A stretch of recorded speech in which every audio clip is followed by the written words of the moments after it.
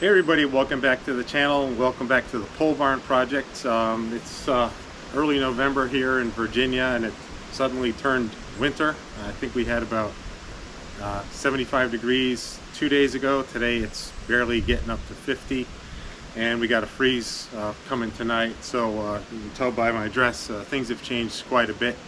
I've gotten a lot done on the pole barn project in the past few weeks. I was actually sick pretty much all last week, part of this week, so I didn't get anything done during that period. But before that, I got the roof finally finished, and so we're pretty much dried in and watertight underneath the roof. And today after work, I came out to start putting up my soffit, and I got about I don't know, 6 or 7 boards in, and my brad nailer died. Problem in the trigger. Looks like what used to be O-rings or packings in there are now turned into goo, so I'm gonna have to order some new O-rings or maybe new trigger assembly for that gun before I can pick up on this work. And so I was gonna do a video today, but instead of showing you me shooting up boards, I'm just gonna talk about what's been done and really talk about the soffit and the venting here. Really how today I really just wanted to prototype it, to make sure everything was going to work. So let's turn that camera around and we'll get started. Alright, so a few videos back I talked about how I wanted to use Hardy paneling, and that's a fiber cement product, for my soffit and fascia because of ongoing damage in this area from carpenter bees. They just love soffit and fascia, this wood. I am still going to use Hardy for the fascia. I can use their plank product for that, about an 8-inch wide plank, usually for lap siding, but it's going to work fine for my fascia. But I was unable to get the Hardy product I wanted in panel form for the soffit. I just couldn't get the texture I wanted. I wanted the wood grain texture. The only one I could get readily in this area already had grooves in it to mimic like a T111 siding, and problem with the product that already has grooves into it for this kind of application is you have to work around those grooves to get things lined up to look good, and I'm like, that's just way too much trouble. So I thought about it a bit. I looked at some other alternatives and finally decided, you know what, I'm just gonna go back to southern yellow pine, because I have loads and loads of these southern yellow pine boards that were milled in the past couple of years. They're already nice and dry and stable, and so I will still use Hardy for my fascia, but for the soffit I'm going to be using this southern yellow pine.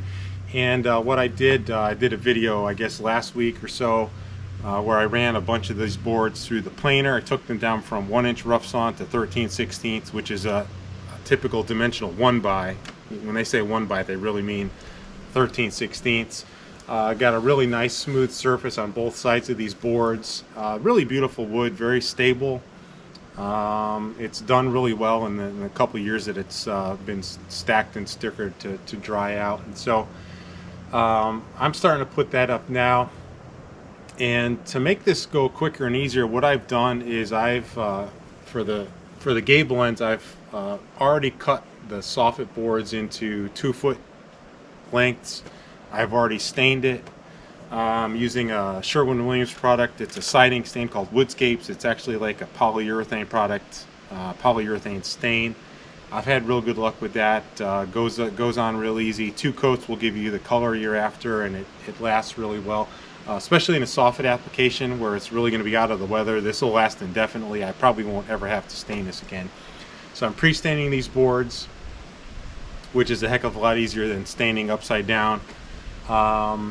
Basically at this point I can just start throwing it up there. So I've got short 2-foot boards. These are about 7 1/4, 7.5 inch wide. Again, 24 inches long. I'm just putting those up with a brad nailer on the gable ends. And then over here on the eaves, I've got longer boards. These are 8 foot long. I cut these to about 6 inches wide, and I'm going to put these up here on the eave overhangs for soffit there. at the same time incorporating venting. And so I want to talk about venting now, because roof venting is super important. I see this neglected a lot in all kinds of structures, from garden sheds even to residential homes, and you really don't want to mess around with roof venting. It's important for a couple reasons.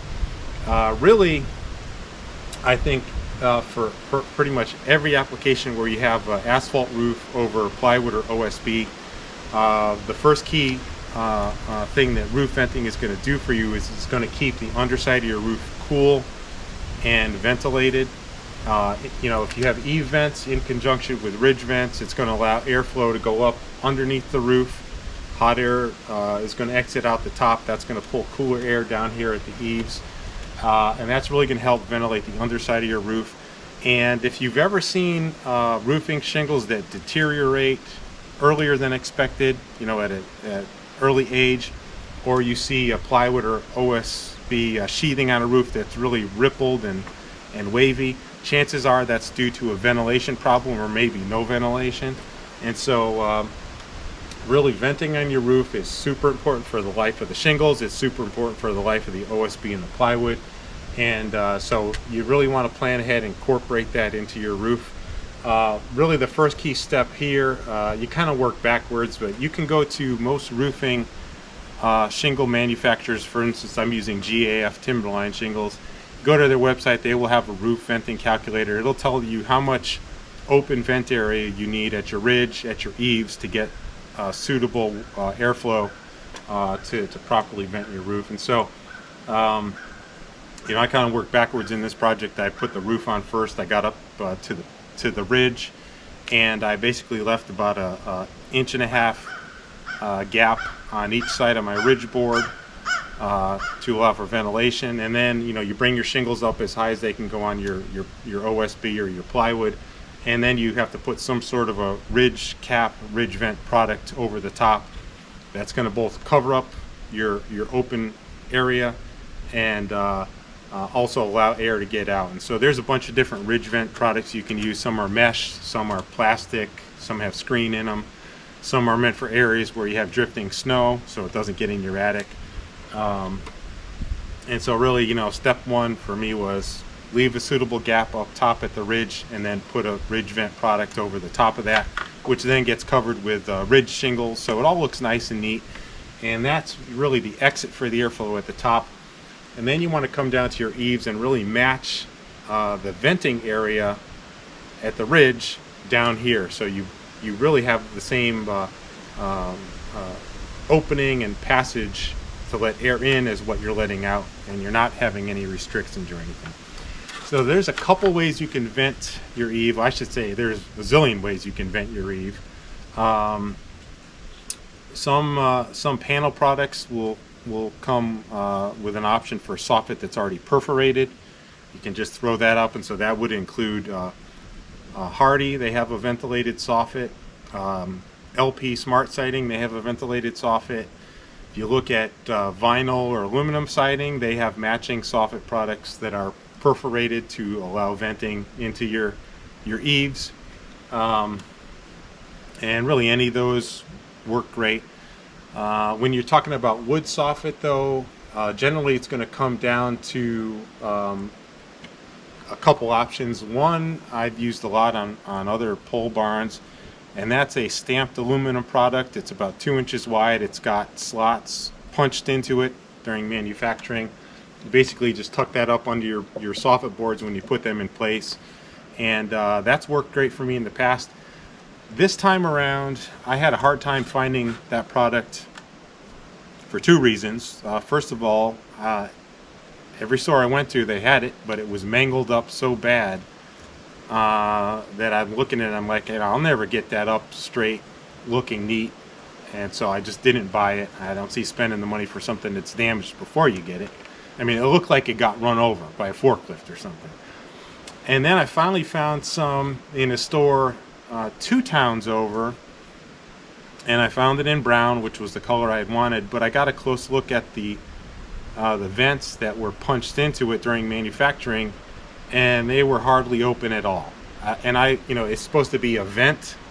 In this case, all they really did was dent the aluminum I have a feeling the manufacturing process, the machine that's normally going to punch those vents in, was either worn out or not operating right, because these long, they were 10-foot long aluminum channel vents with all these vent slots punched into them, but the punching didn't go all the way through, and so it really just dented it to look like a vent, but there wasn't any airflow going to get through that vent. And I saw that, and I mean, I really seriously hung my head, because I had driven a ways to get over there because they had it in stock, and I saw that. I'm like, well, that's worthless. I mean, I know from the calculations, I need about a 1-inch open slot to let enough air in to vent this roof. You have to take into account, if you're looking at a punched or a porous or a screened product, some of that open area goes away because of the material. I was looking at that one, I'm like, this is probably only 20% open for the width of that vent. So I got sick looking around for that aluminum vent, and I thought back to when I was much younger and worked on a construction crew building barns and other things. We often used a product called a quick vent, which is really just a metal screen, and that's what I've got here. I tracked some of this down. It was $17 for a 25-foot roll. I basically have bought 2 rolls. I've got 26-foot long eaves here, but really only the middle 22 feet require clear venting to get up in the enclosed part of the building up to the ridge. The gables will vent because I've used purlins on the roof, and that will allow airflow to go in there. So I'll have plenty of airflow. And so I just decided to go with this product because it was available. It comes in a nice, neat roll, no damage, inexpensive, easy to use. And so that's what I'm doing here. And you basically just roll this out and staple it to the underside of your rafter tails, and then you put up your soffit boards right next to it. You come up, and I'm overlapping 1 inch on each side. That'll leave me 2 inches wide of venting, which is more than enough airflow. And that's what I'm ending up doing here. The quick vent, it's a mesh product. You can often find this painted black or painted brown. I just went with the standard galvanized finished here because I've got a lighter color wood stain, and I thought would look kind of neat having this silvery finish poking through. So that's what I'm doing for venting. That's the quick vent. It really is quick. You literally unroll it, staple it up there, stretch it, get it nice and tight and straight, but that's pretty much all there is to it. And you cover it up with your boards. It's actually easier to work with than those aluminum vents, which you have to kind of tuck in and keep them in place while you put up your soffit. So I've got this up.